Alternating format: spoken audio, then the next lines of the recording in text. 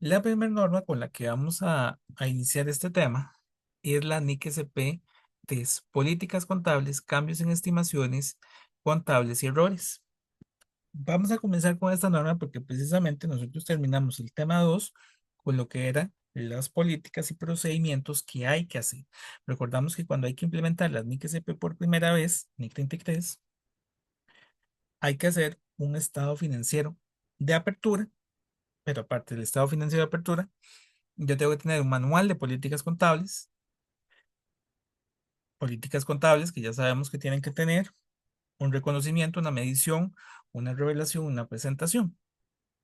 Y aparte de eso, tendríamos unos procedimientos contables para poder cumplir con esas políticas, perdón. Esos procedimientos que son decirle a la persona cómo se tienen que hacer los registros, qué es lo que tiene que hacer el paso a paso. Ahora, para crear esas políticas y esos procedimientos, yo tengo que basarme en algo. Dijimos que uno de los elementos que utilizo como base es el marco conceptual. El otro elemento es lo que piden las normas. Entonces, vamos a ir viendo algunas normas. Esta de la NIC-SP, este, es políticas contables, cambios en las estimaciones contables y errores, es la homóloga a la NIC 8. Hacia la última sesión veríamos como un cuadro comparativo este, de cuál es la norma homóloga de cada uno. En este caso, el objetivo es muy parecido, es para establecer los criterios para la selección y aplicación de políticas contables. Pero además, como su nombre lo indica, tendríamos lo que corresponde a cambios en estimaciones y la corrección de errores en los estados financieros. Tiene tres objetivos que, por supuesto, lo vemos desde el nombre de la norma en sí. Y todo esto es para garantizar que los estados financieros cumplan con las dos características de el marco conceptual. Uno era relevancia, es decir, que la información que se presentaba pues, era importante para el proceso de toma de decisiones, pero también que es comparable. Tiene que ser comparable porque precisamente las políticas contables que nosotros escogemos hacen que la información se genere de cierta manera. Por ejemplo, si yo escojo que la política contable es llevar una partida al costo o al valor razonable, los valores son completamente diferentes. Los métodos son completamente diferentes y eso no es nada comparable. Entonces, la NIC SPECTES nos ayuda precisamente o refuerza ese elemento de comparabilidad al tener una política uniforme.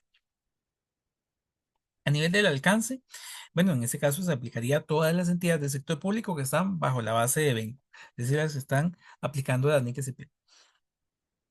Importante que, igual que en las NIC completas, yo no puedo decir que estoy aplicando las NIC SP, dije NIC, perdón, las NIF.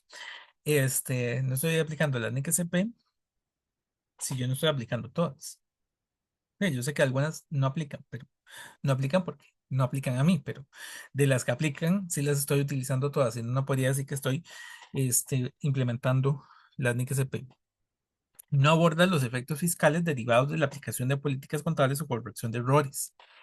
Y ese elemento en nuestro entorno costarricense es un poco más difícil porque las instituciones del sector público no tienen impuestos, porque básicamente en nuestro caso, como queda en caja única y una serie de elementos, casi que es quitarse el dinero de un bolsillo para meterlo en el otro bolsillo, literalmente.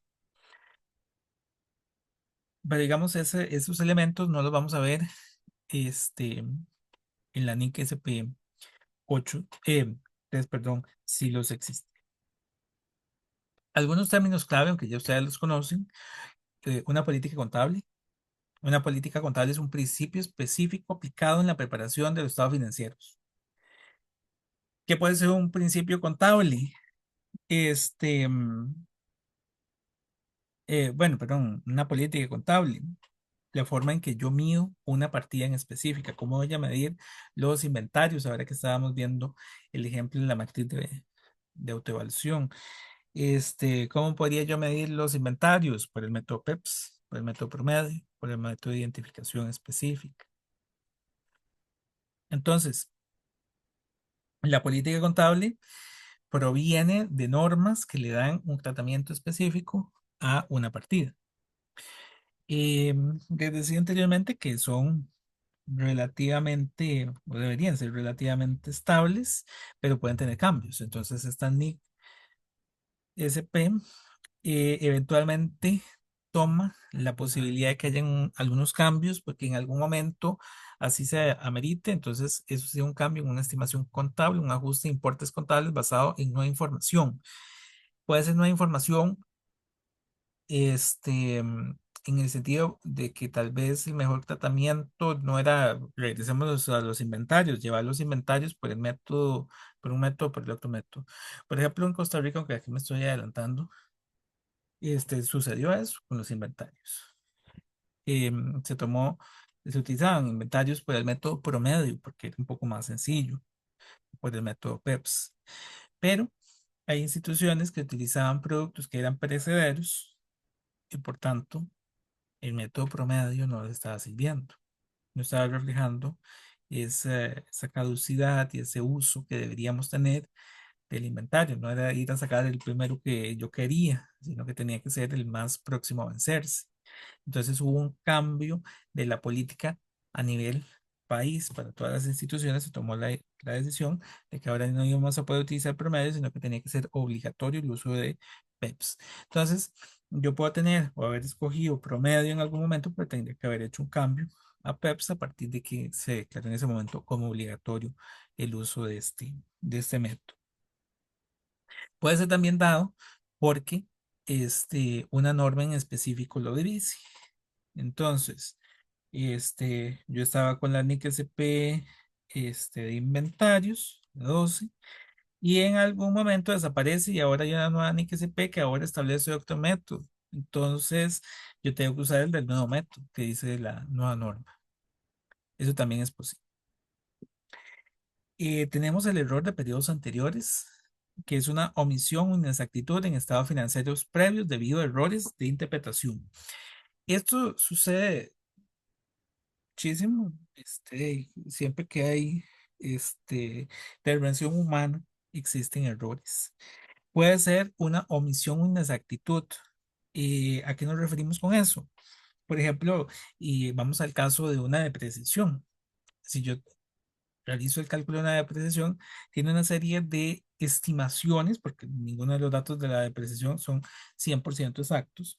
Estimaciones en cuanto, por ejemplo, la vida útil, el valor residual. Y bueno, y que en este caso podría no ser la vida útil, sino el potencial del servicio, como habíamos conversado anteriormente, clases anteriores. Pongamos esos dos elementos, vida útil y valor residual. Yo al hacer el cálculo podría omitir perdón, el valor residual. Entonces ya me va a dar un monto diferente. Eso es un error por una omisión. Un dato que sí existía, no lo usé. Que es diferente de que el valor residual hubiese sido cero, porque ahí sí yo determiné que el valor residual era cero. Por eso es que cada estimación, este, recordamos el marco conceptual, tiene que estar justificado en algo. Ahí tiene que haber algo que le dé razón de ser. Y por inexactitud es cuando yo utilizo un dato incorrecto. Seguimos con el ejemplo de depreciación. La vida útil era, eh, no sé, 12 años. Me equivoqué y no puse 12 sino que puse 10 o puse 15 o lo cambié, que eso sucede mucho, le cambié el orden a los números. Ustedes saben que cuando no estoy trabajando mucho con números, ese es un problema que sucede mucho, invertirlos. Entonces, en lugar de poner 12 pusieron 21 por ejemplo. Ese es un error por omisión. Pero mucho cuidado en errores. Eso ustedes lo habrán visto en auditoría. Bueno, también lo vieron en contabilizaciones especiales. Porque aquí es donde puede estar los casos de fraude. Porque sí, se puede dar la omisión y inexactitud, porque me equivoqué. Y somos humanos y podemos equivocarnos. Pero en algunos casos, ese error o esa inexactitud es culposa. Es porque la persona quiso hacerlo así. Esos son los tres conceptos que retomaríamos con esta NIC SP test, ya conocidos por ustedes. Y la NIC SP test también nos habla sobre cómo deberíamos realizar la selección de políticas contables. También ya lo hablamos en la presentación anterior, donde de las políticas generales yo tengo que pasar a unas políticas específicas, em, y que esas políticas que se seleccionan tienen su fundamento en la matriz de autoevaluación que vimos ahora. La NICSP en particular nos dice que las políticas contables deben seleccionarse y aplicarse de manera coherente para transacciones similares. Esto es un elemento también ya mencionado, pero lo que busca es la uniformidad de la transacción o del método que se aplica. Entonces, todos los periodos yo utilizo, por ejemplo, el cálculo de la precesión por línea recta. No es que en uno lo selecciono de una manera, línea recta, y en el otro lo hago por líneas. No podríamos. La política precisamente es para eso. Dice que cuando una NIC-SP específica aplica, la entidad debe usarla obligatoriamente. Entonces, cuando hay normas específicas, yo tendría que aplicar una política para eso. Eso está en la primera o segunda presentación que ustedes vieron. Ahí recordarán que hay normas para cosas específicas. Por ejemplo, hay normas para activos. Entonces, si yo me voy y en esas normas para activos, por ejemplo, hay activos de inventario, de propiedad, planta y equipo, de propiedad de inversión, de activos intangibles. Si mi institución tiene alguno de esos, entonces aplicaría la norma y yo tengo que hacer una política contable para ese tema en específico. Porque está bien, sí, me aplica la NIC SP 17 de propiedad, planta y equipo. Perfecto.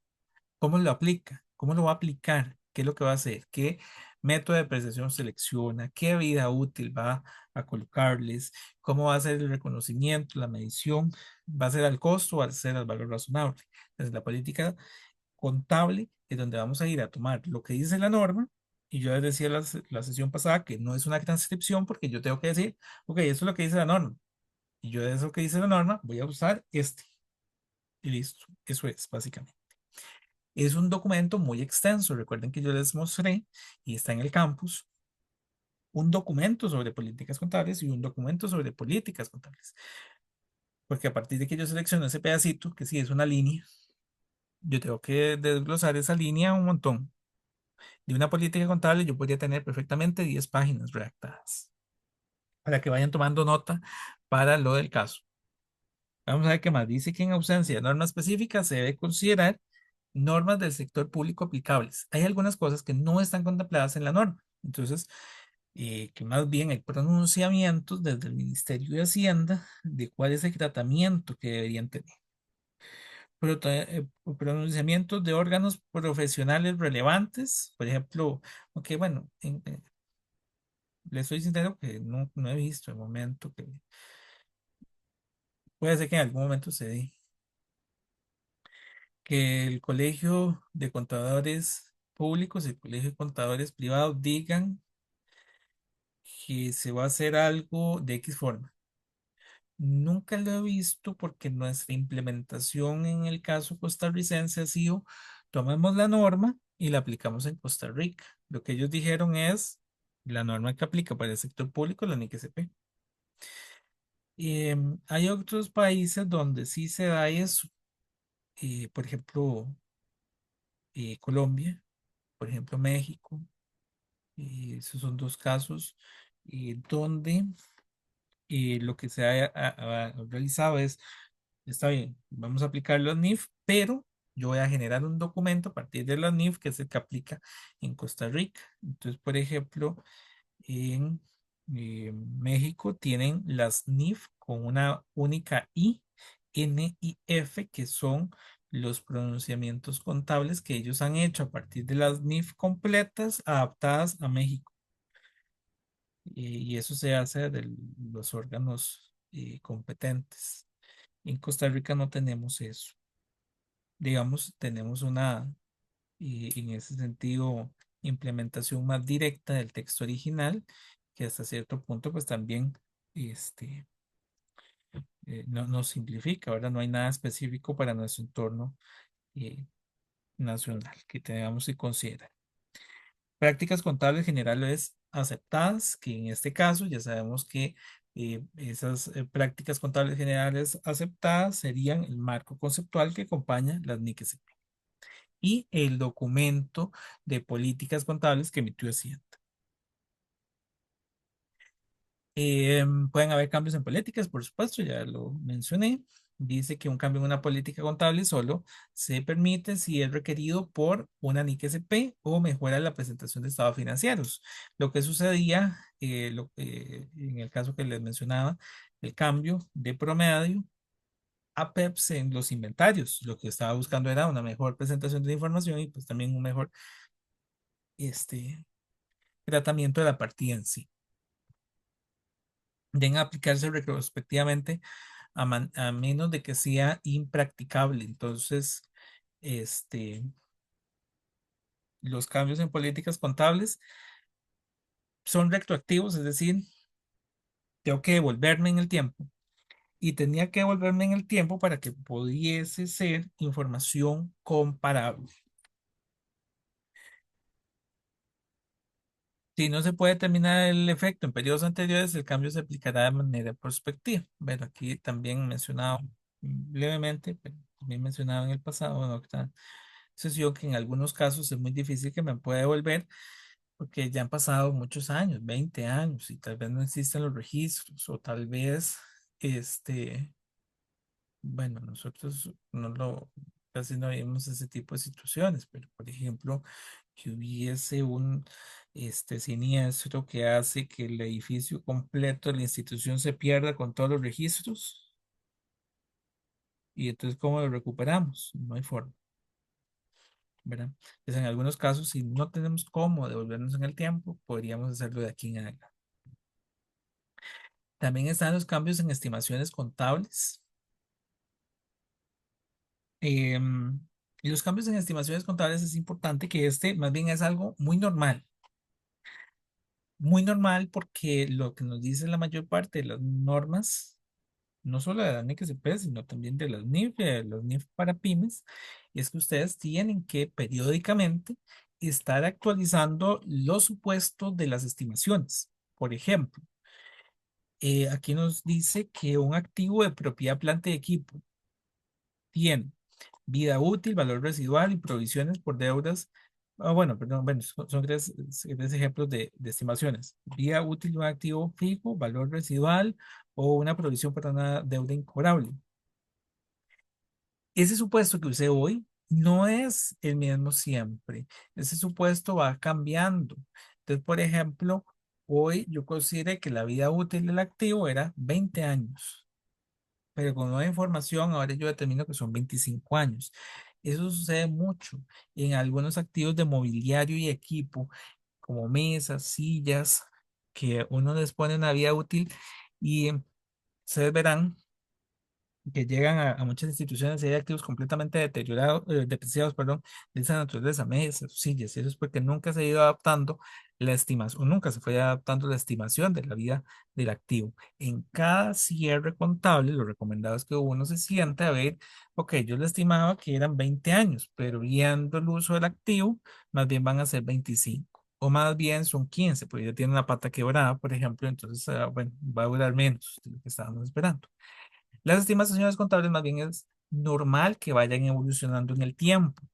Por ejemplo, el comportamiento de los deudores, uno ahí va viendo si el deudor va, digamos, conciliando y dando fechas y cumpliendo con los pagos correspondientes, o por el contrario, más bien se oculta y ya no tenemos cómo recuperar ese dinero. Entonces, lo normal en las estimaciones es que vayan evolucionando conforme tengamos más información, y por eso nos dice la norma que es prospectivo. Es de aquí en adelante. Afecta el periodo actual y los periodos futuros, no los periodos pasados, porque esto no es un error. No es que yo no sabía que la vida útil era 10 años. No, es que con la información que yo tenía, la vida útil era 10 años, pero ahora que tengo nueva información, la vida útil es 20 años. No es que yo no sabía que los deudores les podría hacer una estimación para incobrables del 100%. No, no, es que yo antes tenía información de que la estimación para incobrables correcta debería ser el 20% de la cuenta. Y ya hoy, con el comportamiento de pago de esa gente, yo sé que el comportamiento lo lleva a tener una estimación muy alta. Y finalmente tenemos la corrección de errores, que es donde les digo, es un tema de cuidado, porque aquí podría haber fraude, bueno, indicios de fraude. No podamos adelantar conclusiones. Dice que los errores materiales de periodos anteriores deben corregirse retroactivamente, reexpresando los estados financieros. Entonces, aquí hay un tema de reexpresión de estados financieros, hay un tema de retroactividad. Cuando hay retroactividad, tenemos que devolvernos en el tiempo, pero recuerden que era sobre periodos cerrados. Es una corrección de errores de periodos cerrados, entonces lo hacemos con utilidades retenidas. Ya no lo podemos hacer con las cuentas directas, esa contabilidad ya está cerrada, los estados financieros ya fueron presentados, yo tengo que ir, corregir el error y ajustar la cuenta patrimonial correspondiente. Si la corrección retroactiva es impracticable, entonces se debe corregir prospectivamente desde la fecha más antigua posible. Y finalmente, con esta norma tenemos la información a revelar, que es lo que vamos a dejar en las notas de los estados financieros, porque eh, hay que permitir al usuario de los estados financieros conocer, ¿verdad? Entonces, tenemos que hablar de la naturaleza de los cambios en políticas, qué es lo que pasó, por qué se hizo el cambio, cuál fue el cambio, el efecto cuantitativo del cambio en los estados financieros. Entonces, yo vería, ok, antes del cambio de la política, el valor de los inventarios por el método promedio era X monto, $25,000. Y ahora con el método PEPS es $26,000. Aumentó $1,000. Hay que hacer un cuadrito comparativo para ver los dos. Ah, mira, si es con PEPS, si es con promedio, esto es lo que va a variar. Para ver en términos cuantitativos en dinero, en este caso. ¿Cuánto es el cambio para representar, tener la política anterior y cambiar esta nueva política? Justificación del cambio y su impacto y la corrección también de errores materiales con efectos retroactivos. Para cualquiera de las tres situaciones hay que explicarle las notas del estado financiero. Ahí termina la NIC SP test. No sé si tienen alguna consulta sobre esto. Es un refrescamiento, ¿verdad?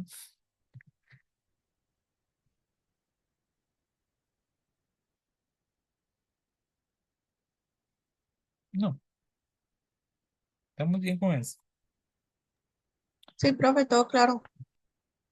Ok, de acuerdo. Entonces vamos a la siguiente. NIC SP 16, propiedad de inversión. Esta es una norma interesante. ¿Ustedes se recuerdan qué es una propiedad de inversión? ¿Alguien se recuerda? ¿Cuál es la diferencia entre una propiedad de inversión y un activo de propiedad, planta y equipo? Por ejemplo, yo puedo tener un terreno como propiedad de inversión o un terreno como propiedad, planta y equipo. ¿Cuál era esa diferencia? Porque la intención con el objetivo de la compra de ese activo fue para que generara algún tipo de plusvalía en el futuro. Por lo general no se debe de usar o no se va a usar, sino es que con el paso del tiempo se pretende que gane valor y se pueda vender por un monto mayor. Eso en caso de de los terrenos. En el caso de ciertos edificios, se pueden mantener así si los vamos a utilizar para arrendamientos. Exactamente. Muchas gracias, Aires. Ok, ahí estamos en un contexto, bueno, esto es parecido, pero ahí estamos muy en el contexto de las UNIF completas. Efectivamente, una propiedad de inversión podría ser un activo que lo estamos obteniendo para que gane valor, rentas de capital. Hoy lo compré en 5,000 y de ahí voy a esperar que vaya valorando, se vaya generando plusvalías y en algún momento esos 5,000 se convierten en 15,000. Es decir, algo, se valoraron mucho esos terrenos, ahí ya yo podría venderlos. Eh, como bien dijo el compañero, no son para uso, eso es una diferencia importante.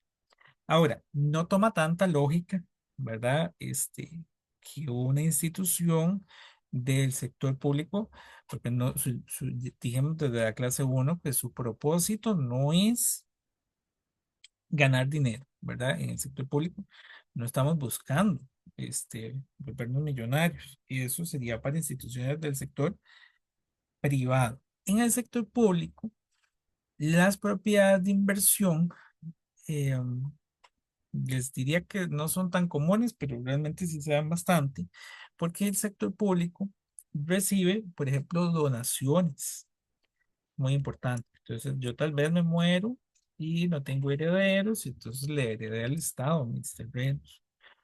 O, por ejemplo, también hay recuperaciones de activos. Entonces, eh,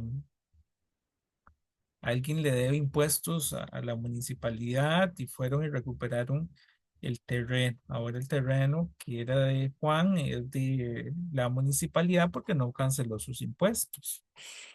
Y que es una situación más normal de lo que consideramos, por lo que les decía. Resulta que eh, el nivel de morosos en este tipo de instituciones es muy grande. Sí, gran problema que tenemos en Costa Rica, que creo que lo mencioné en la primera clase, que tal vez nuestra carga tributaria fuera menor si todos pagamos impuestos. Esto es un poco, yo sé, idealista, pero esa es la lógica. Pero entonces, si yo no pago los impuestos municipales, me pueden quitar el terreno y se lo deja la municipalidad, pero la municipalidad no lo va a utilizar, entonces es una propiedad de inversión. Las propiedades de inversión tienen la característica que son activos que no se utilizan para la actividad del negocio, se pueden tener ahí, pero entonces no tenemos un propósito para ellos. Algunas instituciones tienen muchos terrenos, tienen vehículos, tienen edificios. De hecho, ustedes ven a veces que hay subastas del Ministerio de Hacienda, subastas del Banco Nacional. Bueno, el Banco Nacional se maneja diferente, pero hay muchas subastas y cosas de instituciones del Estado porque hacen la recuperación del activo, pero ellos no lo van a usar. Su fin, a diferencia del sector privado, no de ganar, es que ya no les quedó de otro para, ¿verdad? No pagaron los impuestos durante los últimos 10 años, también se esperan bastante, y entonces ya tienen que ir a confiscar ese terreno. Por eso es que les decía que es más normal de lo que uno piensa. Realmente tienen muchas propiedades de inversión algunas instituciones. Tampoco voy a generalizar de que todas tengan un montón, pero sí hay algunas que tienen bastante. Nos dice que el objetivo de la NIC SP16 es obtener los criterios para el reconocimiento, medición, revelación de propiedades de inversión en los estados financieros de entidades del sector público. Estas propiedades se mantienen con fines de obtener rentas, plusvalías o ambas, y no para el uso de la prestación de servicios públicos. Pero aquí no hay un potencial de servicio. Eso está muy claro. No es el terreno, no es el edificio que utiliza la municipalidad. Es el terreno que le donaron a la municipalidad o es el terreno que recuperaron. Se podrían obtener rentas, plusvalías o ambas, porque eventualmente ahí está el terreno. Entonces, lo que les decía, si se subasta, podría perfectamente obtenerse una ganancia, y entonces pues ahí tendrían un presupuesto extraordinario para la institución. Alcance. La norma se aplica a todas las entidades del sector público que poseen propiedades de inversión, pero ojo, excluye las propiedades utilizadas para actividades administrativas, activos mantenidos con fines de producción o suministro de bienes y servicios, y las propiedades destinadas al patrimonio cultural. Esas últimas vienen con más detalle en la NIC SP 17 en propiedad, planta y equipo, porque mm, a veces se confunde. Las propiedades de inversión son propiedades que pues, no tienen un fin específico por parte de la institución, pero no tienen que tener la característica que sí tienen instituciones del sector público de bienes históricos, culturales, que es patrimonio cultural. Por decir algo, Hay instituciones que tienen, eh, bueno, tal vez aquí ya se me ocurrió un ejemplo preciso, la Asamblea Legislativa. La Asamblea Legislativa tiene el actual edificio donde se reúnen, uy, Dios mío, ¿cómo se llama esto? Donde está el plenario. Ese es el plenario nuevo que tiene unos cuantos añitos, no tiene demasiados. Pero el plenario anterior no es que fueron y lo demolieron, ¿verdad? Ahí está, porque tenía X cantidad de años, ahí es donde se hicieron algunas reformas legales y cosas que fueron muy importantes para el desarrollo del país. Entonces ese edificio se mantiene ahí, se intenta preservar de ahí históricamente, ¿verdad? Entonces, hay que tener cuidado de que ese plenario, por ejemplo, no lo puedo considerar una propiedad de inversión, porque está bien, yo no le tengo un fin, así como viene en propiedad de inversión. Tampoco lo estoy utilizando para fines administrativos, no estoy ahí usándolo como una propiedad, planta de equipo en sí, pero sí es un activo que la institución va a tener que conservar, que es de interés público y una serie de cosas. Y entonces la NIC CP 17 lo incorpora. Ahí vienen los bienes artísticos, históricos y culturales. No confundir con propiedades de inversión. Ambos no están en uso, pero la propiedad de inversión tal vez tiene la característica, a diferencia del patrimonio histórico y cultural, de que la propiedad de inversión sí podría perfectamente vender o obtenerle algún uso en algún momento. Entonces, que no sucede con el patrimonio cultural. Yo no voy a ir a vender nunca el plenario legislativo, pero el terreno que me donaron sí podría venderlo en algún momento y obtener la renta de capital. O de ahí me lo regalaron y hay que hacer una remodelación o hay que hacer una nueva bodega y podríamos adaptarlo y hacer ahí la nueva bodega. ¿Verdad? Entonces, tiene esa particularidad, propiedad de inversión de patrimonio cultural. Algunas definiciones clave que también ustedes ya conocen: propiedades de inversión, ya mencionados durante la sesión de hoy, pero son terrenos o edificios mantenidos para obtener rentas o plusvalías o ambas. Valor razonable, que es el precio de mercado de un activo en una transacción entre partes interesadas. Es importante que las propiedades de inversión, su modelo principal es llevarlos precisamente a ese valor de mercado. ¿Por qué? Porque, por ejemplo, les decía que surge de la donación de algo. Ahí está mi propiedad de inversión. Alguien me donó un terreno, no le tengo un uso específico, propiedad de inversión. Pero ¿cómo lo valoro? ¿Cómo lo mido? No tiene un valor, ¿verdad? A mí no me costó nada. Entonces se lleva al valor razonable porque es la única forma de ponerle un monto y poder meterlo en la contabilidad. La norma nos habla de que hay dos modelos para lograr llevar la propiedad de inversión: el modelo de valor razonable y el modelo del costo. El modelo de valor razonable es el modelo recomendado. Es el método de medición basado en la revalorización periódica del activo. Entonces yo estoy constantemente, tengo que generar una política, ni que es una política para determinar con qué periodicidad voy a valorar la propiedad de planta de equipo. Porque no va a ser que hoy la valoro y la valoraré dentro de 20 años. No, no. Si yo la valoro y genero la política, no sé, cada 5 años voy a hacer la valoración. Porque eso es lo que duran, este, los terrenos en esa área cambiando su valor. O lo podría llevar por el método del costo. Si yo no tengo capacidad para obtener valores de mercado, entonces como un elemento excepcional, y ojo la palabra que es algo excepcional, lo normal es llevarlo al valor razonable. Excepcionalmente podría llevarlo al costo, que es el método que mide las propiedades de inversión al costo menos la depreciación y pérdidas por deterioro. Es decir, que se llevarían como si fueran un activo de propiedad planta y equipo.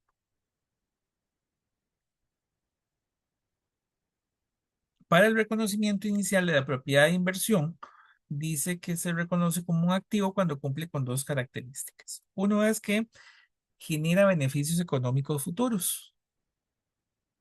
Entonces, por ejemplo, si yo tengo el terreno y lo puedo vender en el futuro y yo soy el que me vaya a dejar el dinero, siendo la municipalidad, Entonces lo podría registrar. Muy bien. Tu costo o valor razonable puede medirse de manera fiable. Entonces, si yo conozco ese monto, entonces podría reconocerlo. Ocupo ver si yo soy el que va a obtener los beneficios económicos y por qué monto lo voy a registrar contablemente.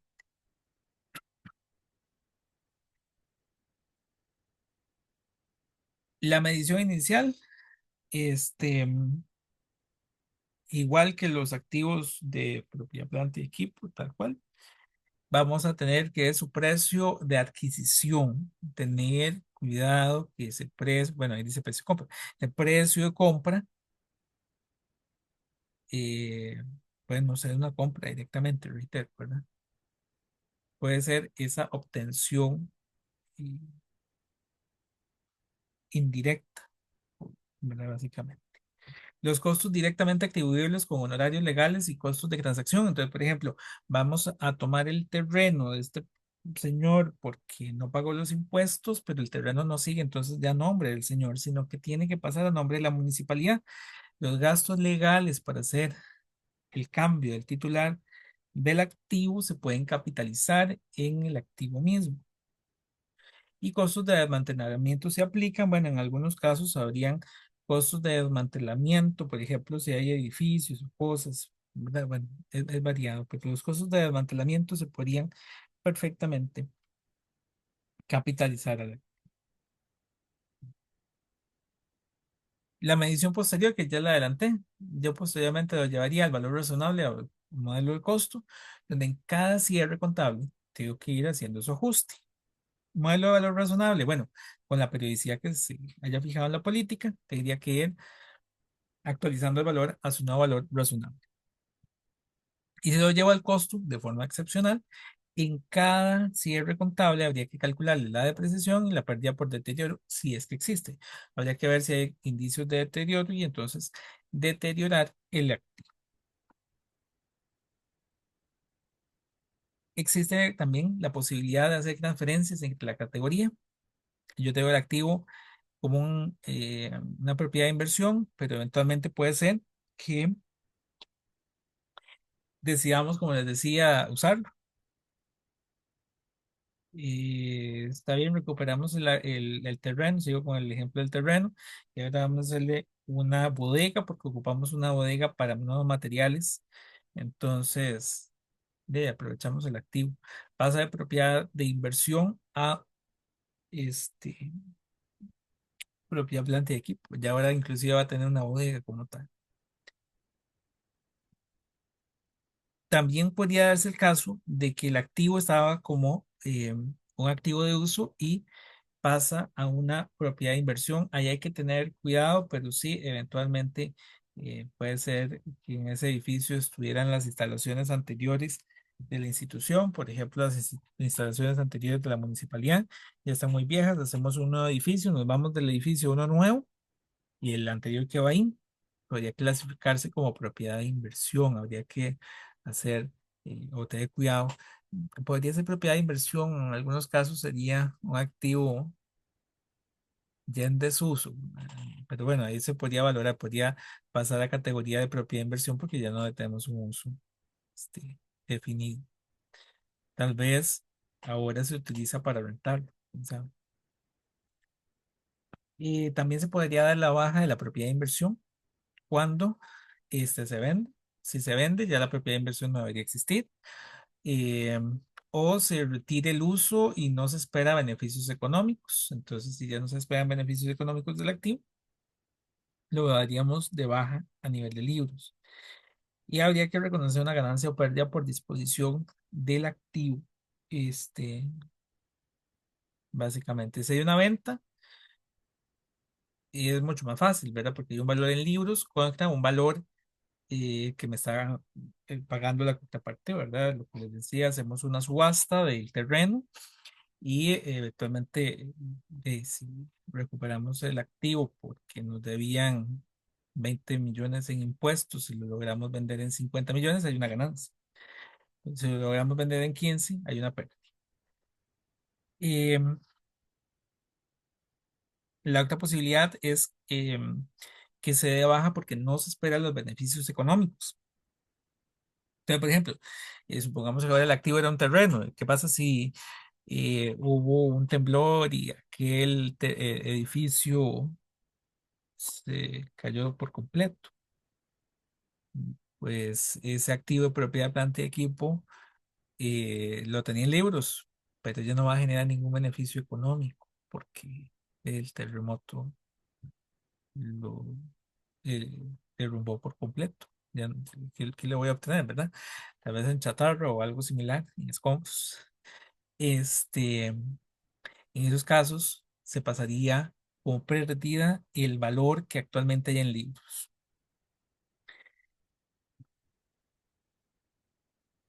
Algunos datos importantes que hay que revelar a nivel de las notas de los estados financieros y que corresponden a políticas contables específicas que tenemos que tener.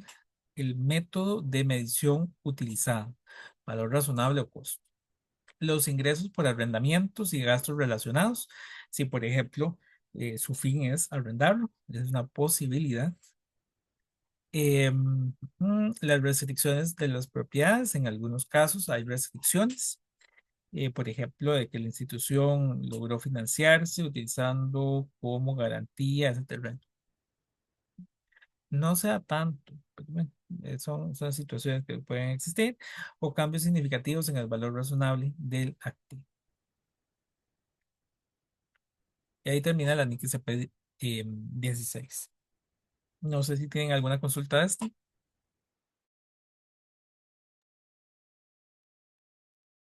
¿No?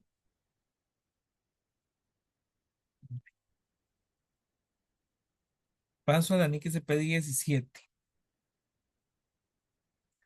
La NIC-CP 17 es propiedad hablante de equipo. También muy parecida a la que ya ustedes conocen. Es importante que propiedad planta de equipo NIC 17 eh, está próxima a desaparecer. Ahora es NIC CP 45. Está más adelante en la presentación, donde vamos a hacer una comparación entre lo que había en la NIC CP 17 y la nueva. Voy a seguir viendo NIC CP 17 por lo que mencioné de que actualmente en Costa Rica la que se está utilizando es la versión 2018. Pero la NIC CP, eh, sí, me parece que el número es 45. Ahorita lo verifican. Eh, la NIC CP 45 entra a regir en este enero de 2025. O sea, ya está ¿verdad? Es, eh, digamos, este mes, el primer mes de su aplicación. Ya deberíamos dar de baja el modelo de la 17 y utilizar la 45. Que tampoco es que todo cambió, no, hay cosas que se mantienen. Pero tener cuidado con eso, de que durante algún tiempito va a seguir la 17, posiblemente hasta el próximo año, 2026. Y ya en 2027, pues la Administración Tributaria y la Contabilidad Nacional específicamente deberían pronunciarse al respecto para ver cuáles cambios se van a realizar. Pero propiedad planta de equipo es o sigue la misma línea de lo que ya conocemos, en este caso de la NIC 16. Son activos de uso de la institución, con la particularidad que ya vimos en la NIC CP 16. Tiene los activos patrimoniales.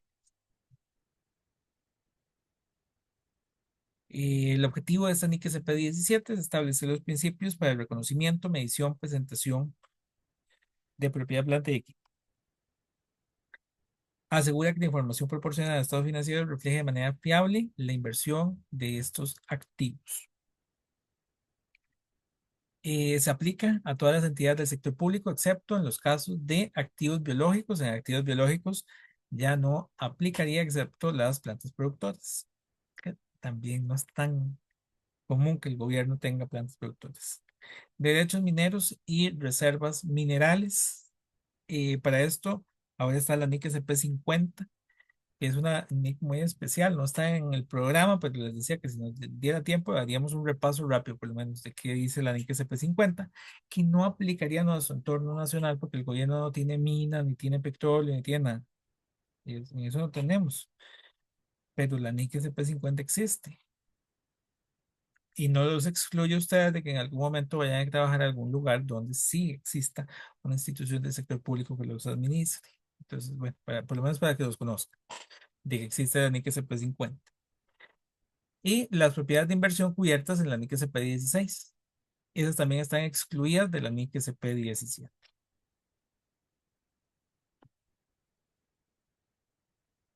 En este caso, algunos términos clave también ya conocidos. Vean que hasta el momento todo ha sido conocido. Y hasta la siguiente norma es que van a ver algo un poco diferente. La NIC SP 17 nos habla de propiedad, planta y equipo, que son activos tangibles utilizados para la producción o suministro de bienes o servicios, alquiler o fines administrativos con mayor a un año. Y nos recordamos, bueno, ahí bien. Pero bueno, entonces en este caso, propiedad, planta y equipo son terrenos, edificios, maquinaria, mobiliario, todo eso. Em, Estos activos de propiedad, planta y equipo tienen un valor residual, que es una estimación del valor del activo al final de su vida útil, y también tienen una vida útil, precisamente. Aquí hay que tener cuidado porque esto sí cambia. Esto es un cambio con respecto a la NIC 16. Dice que la vida útil es el periodo durante el cual se espera que el activo proporcione beneficios económicos. Y en la NIC SP 17 nos habla de o potencial de servicio. Esto porque en las instituciones del sector público ya dijimos que lo que se busca no es lucrar.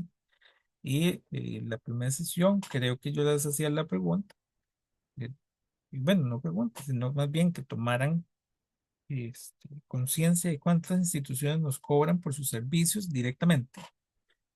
Muy pocas, ¿verdad?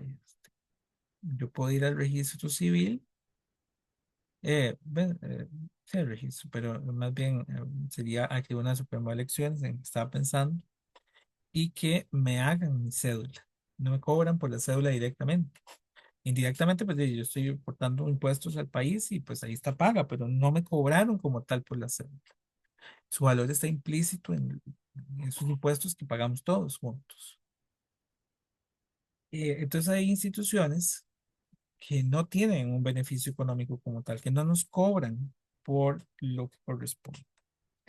Entonces, en esos hablamos de potencial de servicios, porque no hay años para que los activos generen dinero, pues no generan dinero. Entonces, es una diferencia que trae esta NIC SP 17 de la NIC 16. El reconocimiento del activo, muy parecido al de la propiedad de inversión y al de la NIC 16. Dice que es cuando se obtenga beneficios económicos, cuando es probable que se obtengan beneficios económicos. Y ya no lo puse más, pero ahí o potencial de servicios. Entonces ahí en cualquiera de aquí en adelante, recordar que beneficios económicos o potencial de servicio. Y además de que su costo puede medirse con fiabilidad. Entonces la institución se va a beneficiar de tener el edificio, pero además le tenemos un valor al edificio, por ejemplo. Su medición inicial, precio de compra, lo que estamos pagando por el activo, más los costos directamente atribuibles como transporte e instalación, estimaciones de desmantelamiento, retiro o restauración. Es decir, yo puedo capitalizarle los costos relacionados para tener activo en uso, básicamente. Medición posterior tiene dos modelos. Modelo del costo, que sería el costo menos la depreciación y menos el deterioro acumulado. Este deterioro, al igual que como lo tenemos en las NIF completas, tiene una norma aparte. No lo menciona, bueno, sí lo menciona en la NIC SP 17, pero no nos dice cómo se calcula.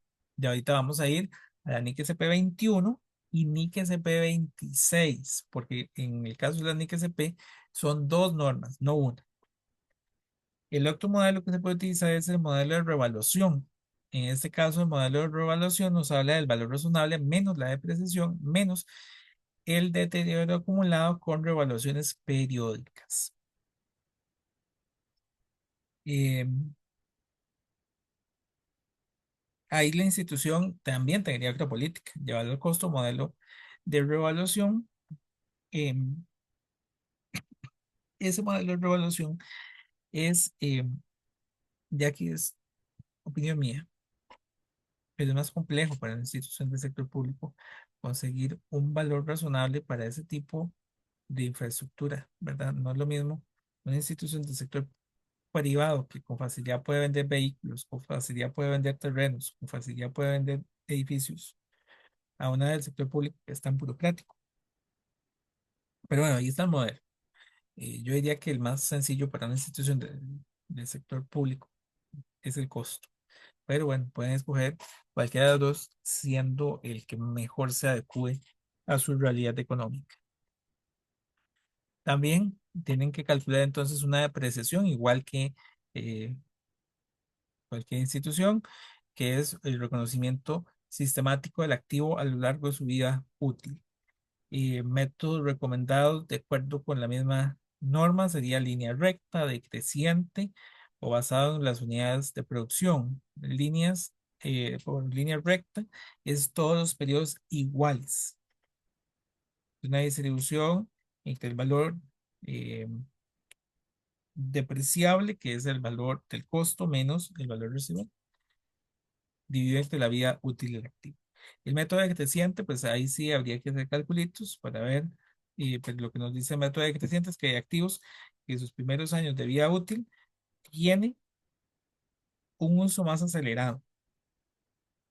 Por ejemplo, una máquina, un vehículo en los primeros años funciona muy bien, entonces se utiliza muchísimo, pero conforme ya va pasando el año, ya es no tan productivo, se va utilizando menos, entonces en los primeros años se deprecia más y ya hacia los últimos es mucho menos. O basado en las unidades de producción si tenemos el dato de las unidades. La vida útil del valor residual debe revisarse periódicamente.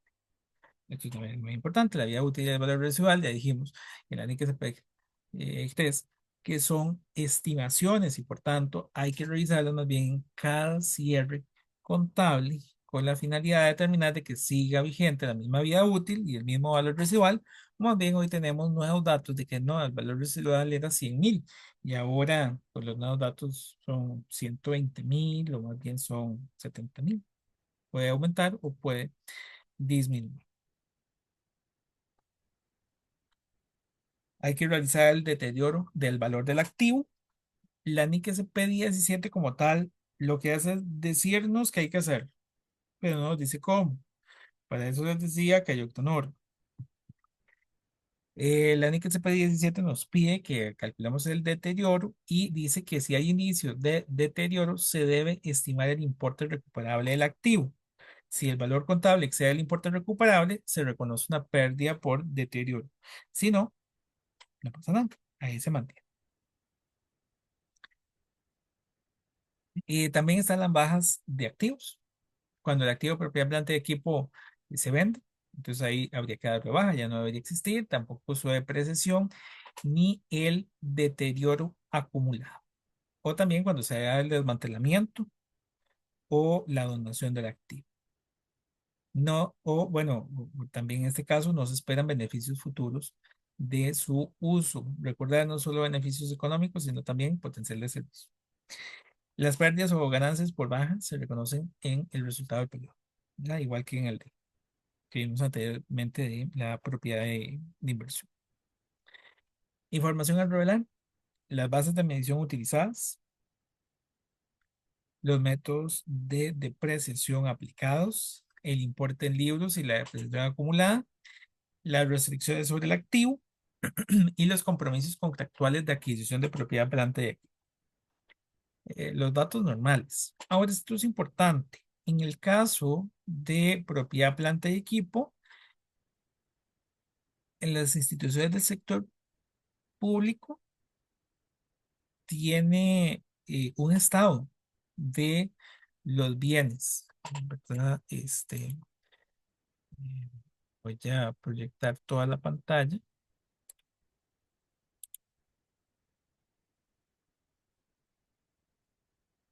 Ya no sé ni qué, ahí está. Pero si nos vamos al campus, en los documentos que les subí y los formatos de preparación de estados, y este es otro elemento que habría que identificar si se está cumpliendo. Aquí en los estados, en estados varios, está como una pestaña. Y específicamente de lo que corresponde a propiedad, planta y equipo, nos solicitan hacer una cuenta que es el estado de situación de los bienes. Esto es con propiedad, planta y equipo. Este es un estado específico que tenemos que generar. Bien, entonces aquí están todos los activos. Esto es solamente para activos de propiedad, planta y equipo, propiedades de inversión, bienes de infraestructura, bienes históricos y culturales, recursos naturales, naturales en conservación, bienes intangibles, bienes de concesión, bienes concesionados, entonces aquí propiedad, planta y equipo, activo biológico, bienes de infraestructura y beneficio y uso público, recursos naturales, bienes intangibles, bienes de concesión. Entonces ahí en su diagnóstico ustedes ven, mira, este, esa municipalidad que estábamos viendo en el ejemplo no tiene esto. Pero ¿qué es lo que tendríamos que hacer? Una evolución del valor. Esto, normalmente se tiene como algunas tablas en un estado financiero de una institución privada, donde está el costo, cuánto se aumentó la depreciación, cuánto se baja, cuánto se vendió, ¿verdad? Todo eso. Eso es parecido, pero para el sector público, aquí está el valor de origen, las mejoras en inversiones, saldo inicial, revaluaciones, deterioros, altas, bajas, mejoras, revaluaciones, y ahí va. Bueno, veámoslas todas. Deterioro nuevamente, pero ahora es de movimientos durante el periodo, otros movimientos eh, acumulados al inicio, incrementos, bajas, y ahí llego al monto. Y es para un grupo de activos, ¿verdad? Que ahí estaría propiedad, planta de equipo y propiedades de inversión. Entonces, a partir de ese tipo de transacciones, tendríamos que hacer este estado. Es un estado complementario. Se llama estado de situación y evolución de bienes.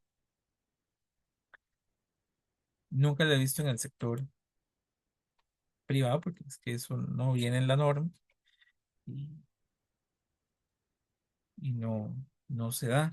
Y ahora ustedes vieron que ahí decía, y lo mencionamos también en la anterior, de los bienes de patrimonio histórico, artísticos y o culturales. Y esos son activos tangibles que poseen una importancia cultural, histórica, artística, educativa o ambiental significativa. Ejemplos: la mesa donde se firmó la Constitución Política del año X, de 48. Muy bien. Y ese es un activo que tiene una importancia histórica y entonces es de esta categoría. ¿Cuál es la particularidad? Yo sé que mi comentario no es el más adecuado, pero son activos viejos realmente. No son activos particularmente nuevos, porque precisamente tienen un elemento histórico, un elemento cultural. Fue un activo que se utilizó hace 80 años. Por ejemplo, en este que les decía, ¿verdad? Una mesa, más o menos son 80 años. Bueno, ahí ustedes sabrán. Este,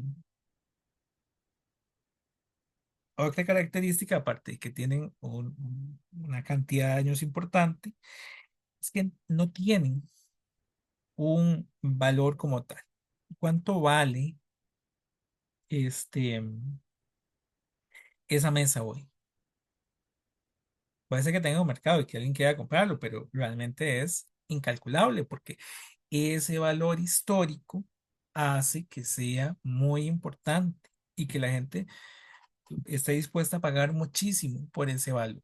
Entonces, cuando se presentan los estados financieros, es muy posible que no tenga como tal un costo y una depreciación y un deterioro porque no es parte de ese paquete. Su característica es más bien que tienen un valor razonable, un valor de cuánto podría venderse hoy en el mercado, pero como la intención no es venderlo, en algunos casos, y es muy difícil de calcular, en algunos casos nada más se presenta como notas en los estados financieros. Otros activos que podrían haber acá, monumentos, eh, pinturas, sus valores, o sea, indudablemente, si yo lo fuera a vender, es muy alto, pero no es la intención de la institución y mm, no, no hay forma en algunos casos de llegar a ese valor. Creo que en algún momento les indicaba inclusive de bienes históricos, artísticos y culturales que más bien son intangibles, como actas. Bueno, es una mezcla entre activo, tangible e intangible. Actas, por ejemplo, regresémonos al caso, las actas de la Asamblea Legislativa donde se conversó sobre la constitución, la última versión de la constitución política. Ya teníamos la mesa donde se firmó, pero también tenemos las actas. Las actas son muy importantes, tienen un valor histórico, pero ¿cuánto cuestan? No se sabe. Entonces podría nada más revelarse como notas. Dice que estos bienes son únicos y a menudo irreemplazables. ¿No? Sí, claro, es irreemplazable. Si le pasó algo a la mesa, se quebró ahí, le podrían repararla, pero nadie va a traer una nueva. Y si trae una nueva, no se va a parecer a esta, ¿verdad? Este, dice que como edificios históricos, claro, si el edificio se cae, es muy difícil que alguien pueda eh, imitar o igualar las condiciones que tenía el edificio originalmente. Los monumentos, las obras de arte. Alguien pintó algo y es imposible que alguien vuelva a pintar. Reservas naturales o sitios arqueológicos. Su valor cultural o histórico puede no estar adecuadamente reflejado en términos financieros, ¿verdad? Lo que les decía. Es incalculable en algunos casos. Entonces dice que su venta o uso puede estar limitada. eh, es prácticamente imposible que yo esté vendiendo una obra de arte y una pintura, por ejemplo, los expresidentes, que eso se tiene en el Congreso. Es muy poco probable que alguien esté vendiendo algo así, por no decir que es imposible, ¿verdad? Su vida útil puede ser extremadamente larga, incluso indefinida. ¿Cuánto va a durar esa mesa en la que se firmó la Constitución política? O sea, hasta que dure la mesa. Rara vez se conservan para generar flujos de efectivo. No son para su uso ni nada. Bueno, dice rara vez porque sí es importante que en algunos casos existe, por ejemplo, museos de esos activos. Entonces, sí se podría obtener algún flujo efectivo ahí si vamos a hacer una excursión a ver el museo y vemos ahí la mesa y el acta y esas cosas. Puede darse. Su uso principal es para el servicio público, la conservación. Entonces, reitero, esto lo tiene la NIC CP17. Y lo más normal es que se presente como una nota a los estados financieros porque el valor de estos activos es incalculable. Entonces, lo que se hace es decir en una nota de estados financieros que los bienes patrimoniales son este y este. Sí he visto que para fines son irreemplazables, entonces, y son muy costosos, entonces se les ponen pólizas. Entonces, el INS, para poder hacerle la póliza, le hace una estimación de valor razonable. Eso sí es posible, y entonces a partir de ese valor razonable se le calcula una póliza. Este, pero no en todas las instituciones sucede eso. Ahí termino con la NIC CP17. ¿Alguna consulta de esa?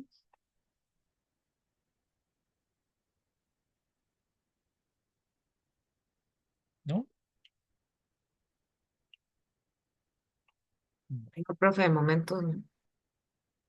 Está bien, Jennifer. Muchas gracias. Bueno, la última norma, porque yo creo que ya no da tiempo de más, pero sería la NIC SP 21. Deterioro del valor de activos. Les decía que en modelo de la NIF completa hay una única norma del deterioro. La NIC SP, la NIC SP, la NIC 36. Deterioro del valor de los activos. Aquí tenemos dos, la 21 y la 26. Por la palabrita que dice aquí, activos no generadores de efectivo. En el sector privado, todos los activos son generadores de efectivo. Aquí no todos los activos son generadores de efectivo. Para muestra los que acabamos de ver de bienes patrimoniales. Ya vimos que eso perfectamente no genera efectivo. Y hay otros que dicen, nada más es el edificio para estar ahí, para brindar un servicio público, pero que nadie le va a cobrar a nadie por los servicios eh, recibidos, percibidos. Entonces, el objetivo de esta norma es establecer los criterios para identificar, medir y contabilizar el deterioro de activos no generadores de efectivo. Dice que asegura que estos se presenten a su valor recuperable en los estados financieros. Ojo, valor recuperable. Es decir, si hoy tuviéramos que dar de baja el activo y venderlo, ¿cuánto se va a obtener? Se aplica a activos no generadores de efectivo utilizados en la prestación de servicios públicos, excepto inventarios. En el caso de los inventarios, la misma NIC SP12 nos dice cómo se deteriora el inventario. Propiedades de inversión. Las propiedades de inversión van a estar eh, más bien como activos generadores de efectivo, porque ellos eventualmente se podrían vender o se podrían arrendar, ¿verdad? Entonces ahí hay una generación de efectivo. Activos financieros, porque ellos tienen su NIC SP41, similar a lo que sucedía con la NIF 9, y entonces ahí tiene la pérdida crediticia esperada. Ahí tiene su propia norma, su propio tratamiento dentro de la norma como tal. Definiciones clave que tiene esta norma: activo no generador de efectivo. Esta es, eh, por no decir, como de los únicos conceptos nuevos que hemos visto hoy. Dice que es un activo que no genera flujos de efectivo utilizados para proporcionar servicios. Y pueden ser los mismos activos que ya conocemos. Puede ser el mismo edificio, puede ser el mismo vehículo, puede ser el mismo mobiliario. ¿Cuál es la diferencia? La diferencia es en el propósito para el que se tiene. Si nosotros lucramos con ese activo, entonces va a ser generador de efectivo. Y si no, va a ser no generador de efectivo. Veamos un caso muy común. Las municipalidades brindan algunos servicios a la comunidad. Uno de esos servicios es el de recolección de residuos. Entonces, todas las semanas, por lo menos un par de veces, pasa el camión de la basura. Ese activo, bueno, hay que hacer el análisis completo. Nada está escrito en piedra. Pero ese activo perfectamente puede ser un activo generador de efectivo, porque él sí está directamente relacionado con un servicio que las personas tienen que pagar. No así el edificio, regresemos al caso, que a uno le dan la cédula, entonces, o por ejemplo en la constancia, yo puedo ir al registro, pedir una constancia de nacimiento, no me cobran. Tal vez me cobran los timbres, eso sí, pero bueno, no me cobran como tal la constancia, lo pagan los impuestos. Entonces, toda la infraestructura donde está esa gente atendiéndome es un activo no generador de efectivo porque ahí no me están cobrando nada. Ahí lo que hay es un potencial de servicio. ¿Durante cuánto tiempo estaría esa infraestructura para atendernos? ¿Cuántas cédulas se podrían emitir ahí? ¿Cuántas personas se van a atender? ¿Cuántos certificados se van a generar? Ahí vemos mucho de ese potencial de servicio.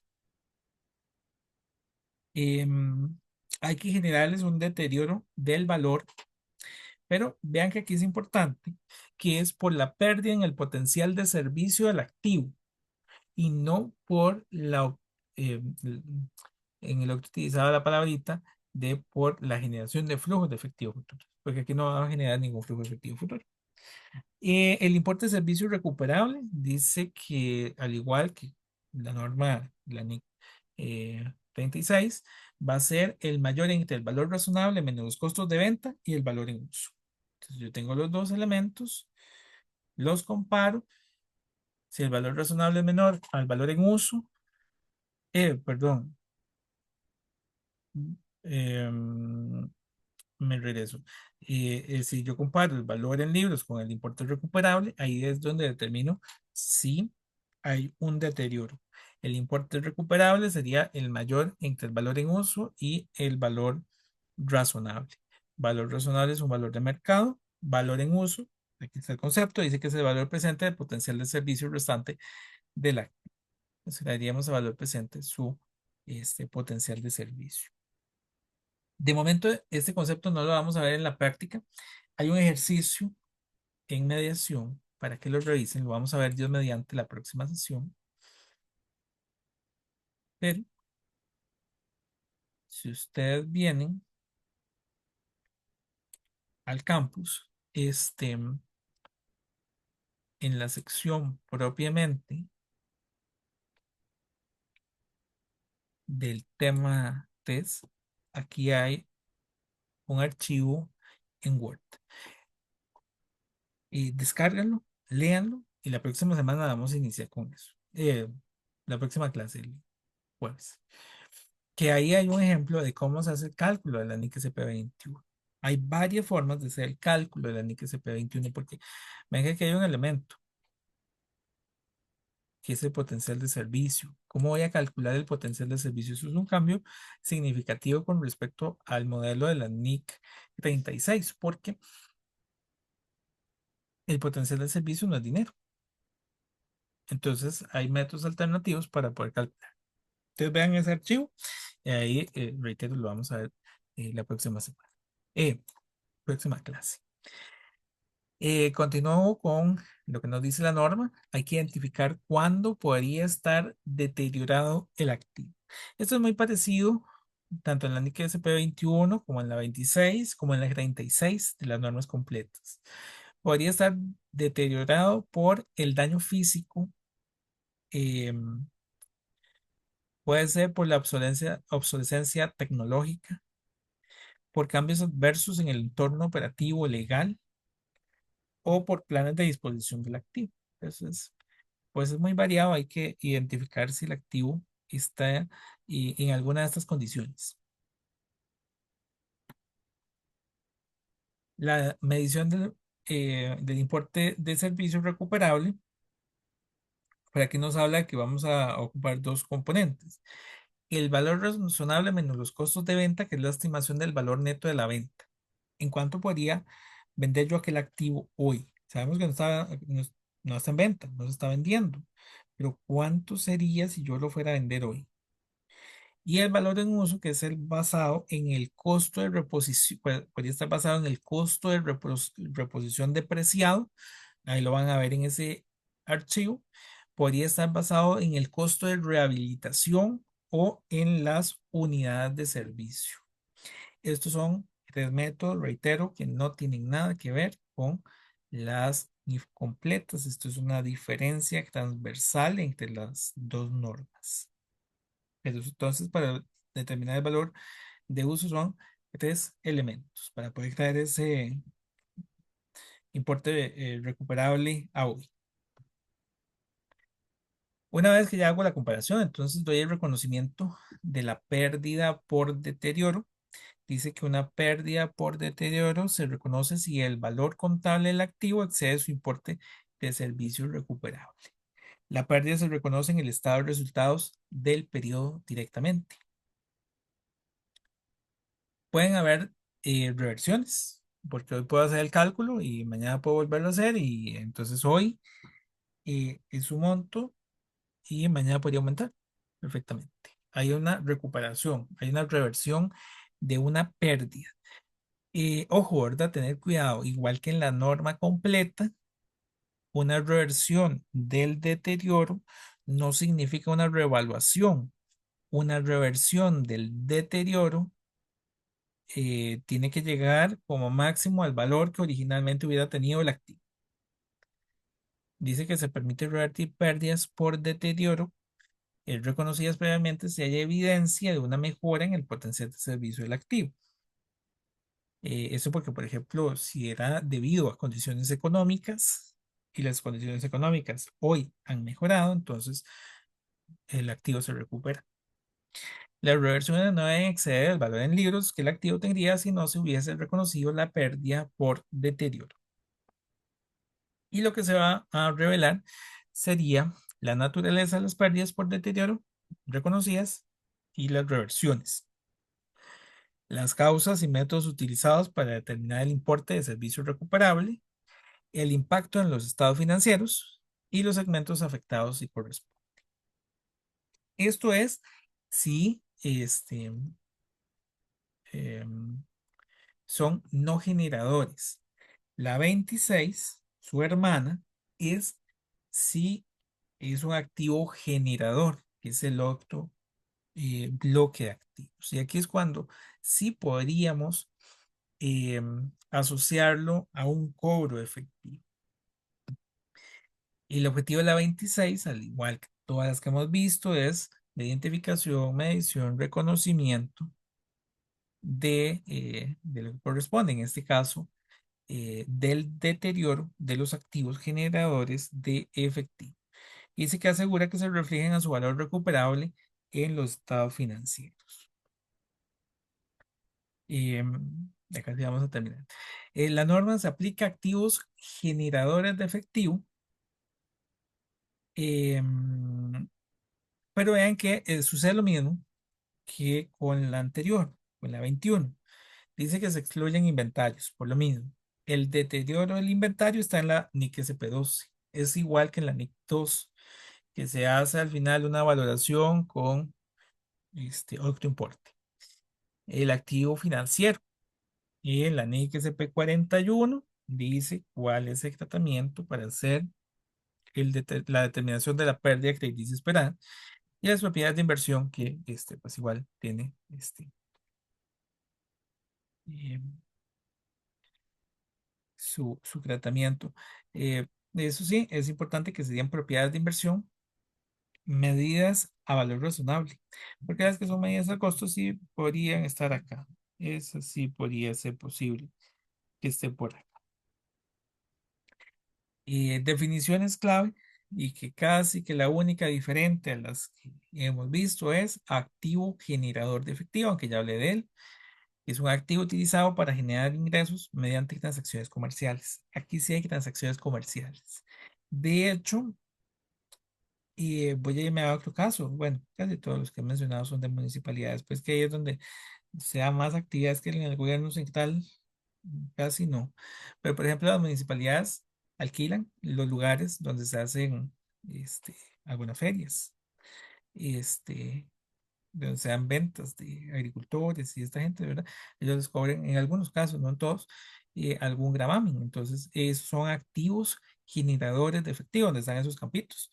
Este, bueno, es muy, muy variado la institución, pero lo importante es que son activos que sí ayudan a obtener un recurso económico directamente. Yo le voy a cobrar a la persona el dinero. El deterioro del valor, que es la pérdida del valor de un activo cuando su importe en libros excede su importe recuperable, es exactamente igual. El importe recuperable es el mayor entre el valor razonable menos los costos de ventas y el valor en uso. Y aquí el valor en uso, ojo, sí son beneficios económicos esperados, es un flujo efectivo tal cual lo hemos visto normal. Dice que es el valor presente de los flujos de efectivo futuros esperados del activo. Porque claro, en este sí estoy vendiendo, entonces yo sé cuánto es lo que esperaría vender en el año uno, en el 2, en el 3 y ahí entonces lo descuento. La identificación del deterioro, tendríamos casi que lo mismo, la disminución significativa en el valor de mercado, cambios adversos en el entorno económico y legal, el bajo rendimiento económico en comparación con expectativas previstas, principalmente porque aquí esperábamos obtener cierto dinero y pues no lo estamos obteniendo. Hay una medición inicial. Este, la medición inicial, bueno, para la medición del importe recuperable, que es el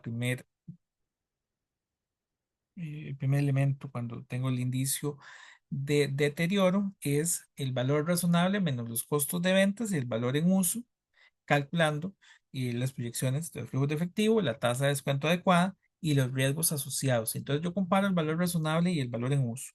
Y escojo uno y lo comparo con el valor en libros. Ahí es donde determino el deterioro. Reconocimiento de la pérdida por deterioro, precisamente, se reconoce cuando el importe en libros excede el importe recuperable. Se debe registrar como un gasto en el estado de resultados de ese periodo. También, de aquí todo esto reprise. Podría tener su propia reversión. Le permite revertir pérdidas por deterioro previamente reconocidas si hay evidencia de una recuperación del valor. Sin embargo, no se permite la reversión de pérdidas de plusvalía. Eso es importante. En ese sí no se puede. Porque en ese la pérdida de la plusvalía va directamente a la plusvalía, no a una cuenta complementaria. Entonces, eh, es como la excepción que trae la norma. Esa sí no se podría recuperar. Si se perdió, se perdió. Lo que pasa es que esas plusvalías también, si en el sector privado son raras, en el sector público son aún más raras, porque nos recordamos que las plusvalías se dan cuando yo hago la adquisición, por ejemplo, de otras instituciones. Y aquí, pues no sé, el fin de las instituciones del sector público. Información a revelar, la naturaleza e importe de las pérdidas y reversiones reconocidas, métodos y supuestos utilizados en la determinación del valor recuperable y las causas que originaron el deterioro y su impacto financiero.